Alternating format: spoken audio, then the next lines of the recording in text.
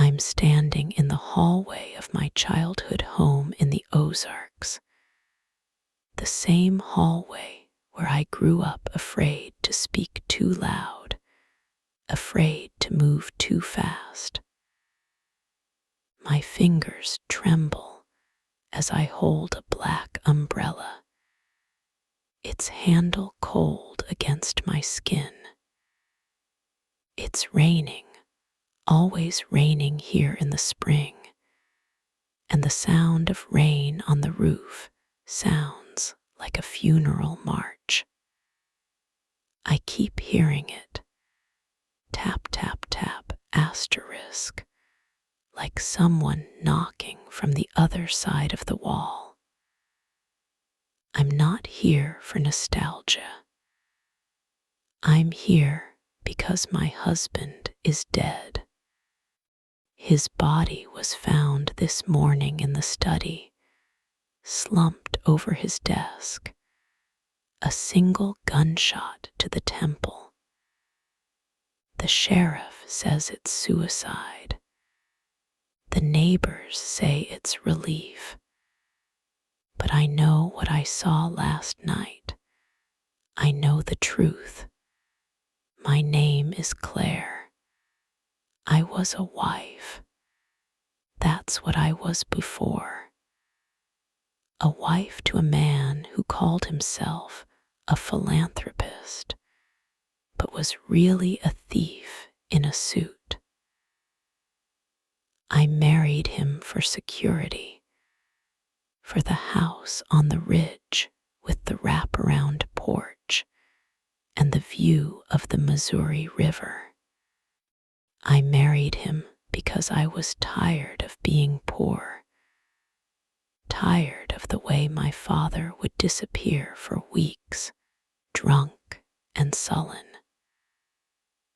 I thought money meant safety. I was wrong. He wasn't just rich. He was dangerous. He started buying land in the Ozarks, forests, farms, entire towns quietly, with offshore accounts and shell companies. He said he was saving them from developers. But I saw the maps, the blue lines cutting through the woods like veins. I saw the way he looked at me sometimes, like I was property too. Not a person, not a partner, a possession. Last Tuesday, he came home late.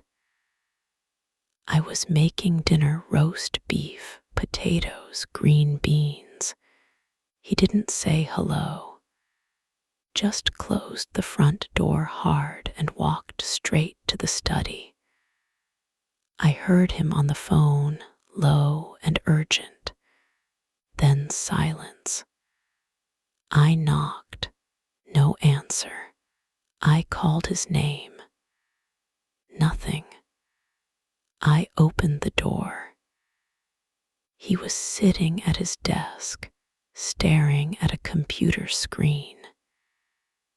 His face was pale, sweat on his forehead. He looked up at me like I'd startled him. "Claire," he said, "we need to talk." I remember the way my stomach dropped. I remember the smell of his cologne, cypress, and something sharp, like disinfectant. "What about?" I asked.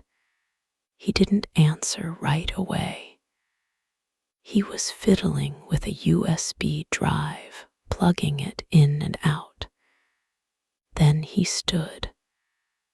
"I've been making some decisions," he said, "about the land, about the company, about you."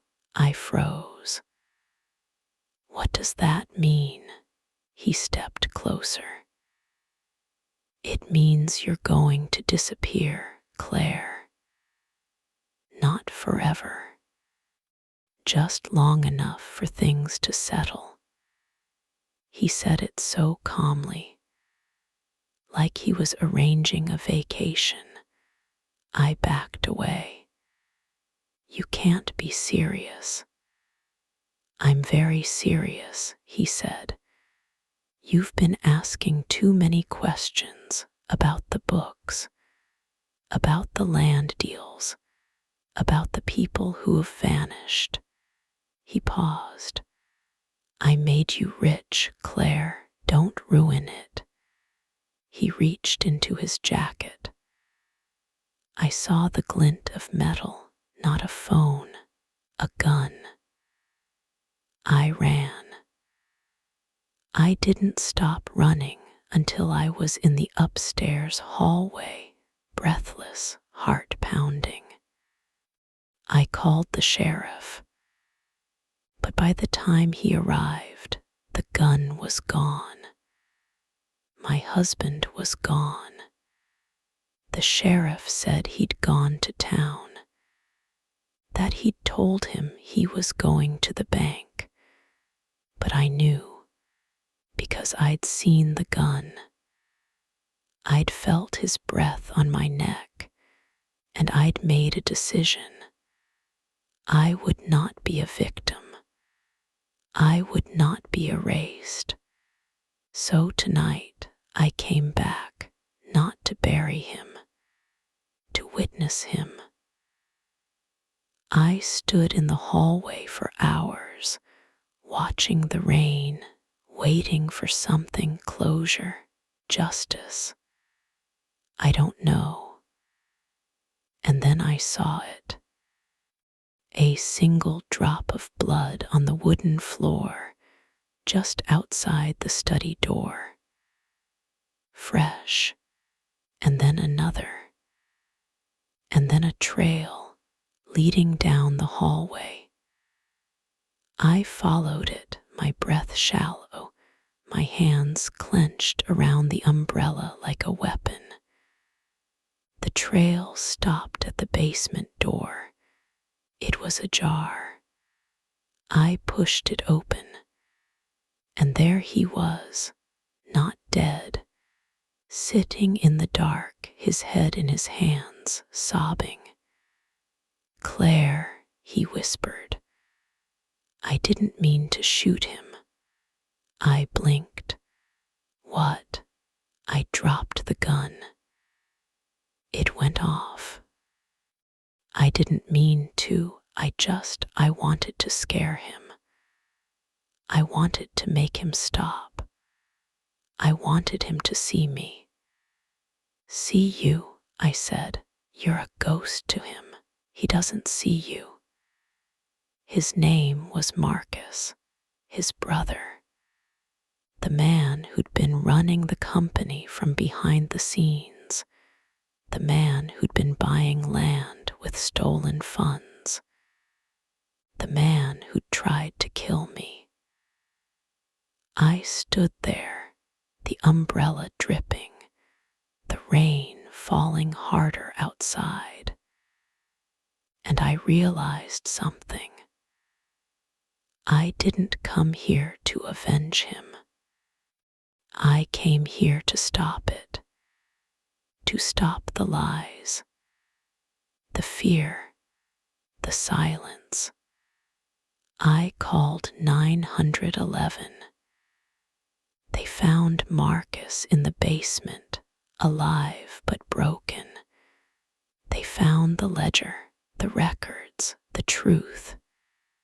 And they found me standing in the hallway, holding a black umbrella, soaked through, no longer a victim.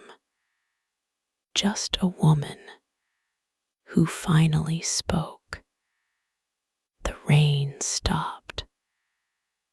And for the first time in years, I could hear the wind in the trees, like it was breathing with me.